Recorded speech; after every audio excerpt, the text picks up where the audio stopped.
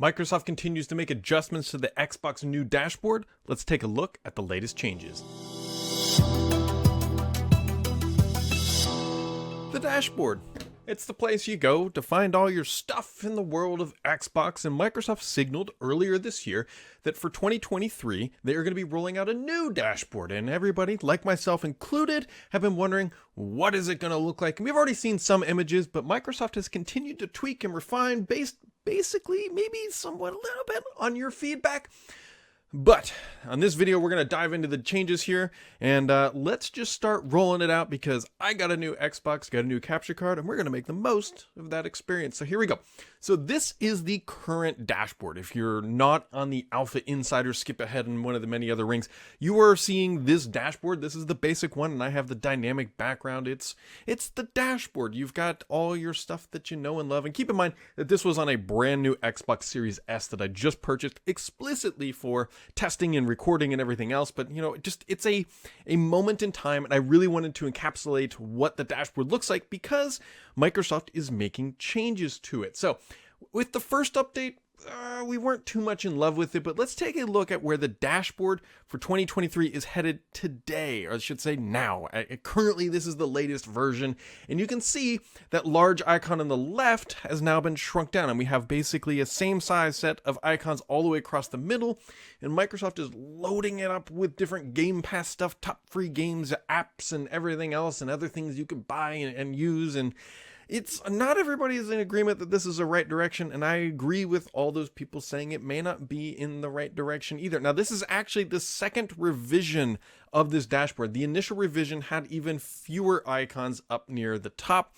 Actually, it was a little bit harder to see even that little bit of background up there. They slid them down just a bit, and so you can see more, but the settings overall realistically have not changed at all, and I would actually expect some of this to update as well. This is a very Windows 10, almost a little bit of Windows 8 feeling interface at the end of the day. The slide out drawer, nothing again has changed here. They're primarily focusing on that dashboard experience, at least for the time being. Now the question becomes is like, hey, is this going to be a complete overhaul of the dashboard? And I don't know if it is. As what we've seen like right here, right now so far is just a refinement realistically. And I haven't been able to figure out either yet if it's 4K native HDR compliant, because that would be a big thing for me just from going from the dashboard, which is not HDR, to a game that supports it. Then you get the little pop-ups and all that other annoying stuff. But yeah, this is where it's at, and you can see that they have slid the icons down just a little bit because one of the early feedbacks was that, hey, you can't see your wallpaper, which a lot of people really like. Now, one of the other things that has changed as well, at least it wasn't working for me initially and could have been a bug. Typically, there on the current dashboard, there's a shortcut to customization and personalization. But right now, when I was hitting it, it actually was jumping into search, which you can see it show up there just briefly for a second, because I was trying to customize the background. That's kind of what I wanted to do. So I was poking around in the settings to see like, hey, did Microsoft, which they love to do, like bury anything super deep in the UI that maybe people didn't see or whatever, find out in the announcements. But no, they have not changed anything yet. So I wanted to go back and change the dynamic background.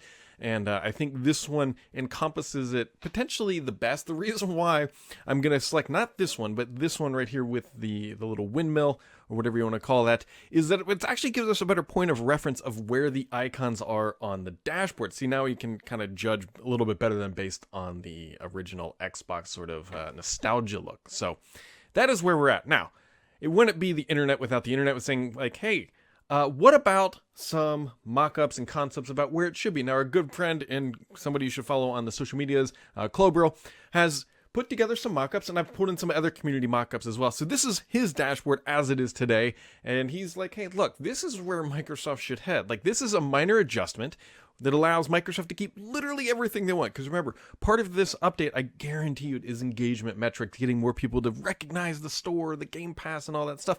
And it's like, okay, like if that's the route we're going to go, at least this way you can again to see more of your actual wallpaper, because wallpaper and customization is very important to people. And I totally get this. I work for, I run a software team that specializes in this on the Windows side. And so, yeah, like just even shrinking that down just a little bit is a good step in the right direction. We don't know where Microsoft's fully going to go, but this is where they're at, and hopefully we end up maybe something closer to this. Now, another concept here is even more minimalistic, and I think many of us agree, myself included, this looks fantastic. Like, I have no issues with this, but I suspect that Microsoft does, because the content density here is very low. Yes, there is an ad in the right for the 3 months of Xbox stuff, but it's missing a lot of that lucrative content that Microsoft really wants you to click on, like the free games to play and everything else. And so, while it is pretty, and I have very few issues with this, potentially there might be some usability issues on that right side. Those notifications could be hard to read sitting on a couch, but those things could all be adjusted. There's clearly plenty of space. Other mock-ups include something like this, which is a little bit more content dense, if you will. And again, it puts more of your content up in center. Now, I think the icons potentially on the left next to Redfall might be a usability issue, again, from the couch. I'm not saying that it is, but it could be. You could see how that is an issue, potentially. But again, the whole concept here is more background and less ads and everything else. But Microsoft obviously will not go this route. Now, here's another interesting one, and I actually think of all the mock-ups and concepts that we've seen, this one might be my favorite, potentially. The reason being is, one, you can see your massive background, Master Chief looking wonderful in all his glorious armor there, but you can see your titles, you can see apps and whatever else. The basic home row is pretty well established, but I really like the top. I really like the top with the left and right bumpers being able to move between the different sections. I think that might be a better route, because you could see them putting one that says free games or Game Pass games or other things up in there that really kind of alleviate that content vomit, that overcrowding of the dashboard that we see in Microsoft's iteration. Like right now, this feels a little more cramped, and then you go back to something like that, and it's like, yeah, you can see how this one could be played out. Also with this one, something else that's really nice, I think the search looks better. I don't know if there's some opacity changes there or whatever else. It just seems a little bit better integrated. Then again, this sort of blob just floating out in space, this one just seems to have it a little bit more in that there's just basically a top rail, a header rail, and a task rail, whatever you want to call it. I think this one might be one of the better mock-ups that we have seen. So this is where we're at today. This is the latest update to the iteration. Again, Microsoft pushing things down just a little bit. And we all kind of hope that Microsoft has a bigger vision here. Clearly, they realize that they need to make some changes, which is good. That is self-reflection, understanding that feedback is important. I don't know if everybody's feedback was truly listened here. And again, you got to be careful about how many chefs you have in the cafeteria or in, behind the scenes, because too many chefs and not enough people eating food are just, it can become a problem when everybody's trying to design things out in the public. That being said, we're going from this to this, to that, and, here we are. So that is the latest update for the dashboard. I'd be curious to know what you guys think. Do you think Microsoft is truly going to just shove everything up there and make us all sort of worse for wear, where we have to just accept it? Or do you think they will actually give us better options?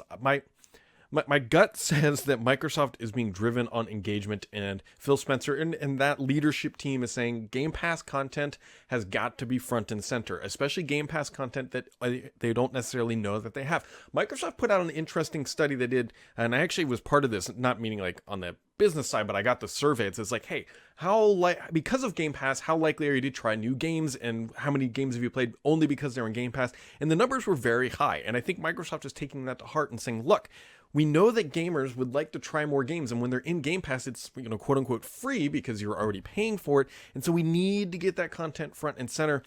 And this is how they think they're going to do it. Well, not specifically that one, but this one is how they think they're potentially going to do that, increase that content density, drive up that engagement, get more people into Game Pass.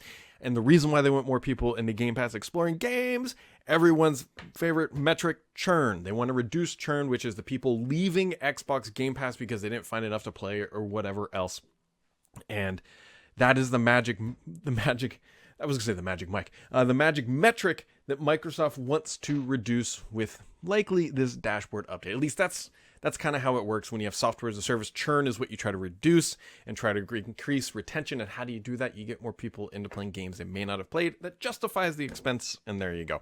And obviously, the best way to reduce churn is to close that Activision acquisition, get Call of Duty and some of those other big name titles from that publisher into the content catalog, and that would certainly do it as well. So, as noted, I did buy an Xbox Series S and a new capture card, which is how I grabbed all this glorious desktop or dashboard footage. And my intent is to keep documenting this as we go along, because I find these changes fascinating, because this is Microsoft iterating. I meant to do this one to restart on real time when I flip scenes. That being said, it'll be interesting to watch Microsoft as they iterate, and I will be here to document it all and make sure you are here as well. I flubbed that outro. Make sure to keep it subscribed here, because the BS on this channel is me.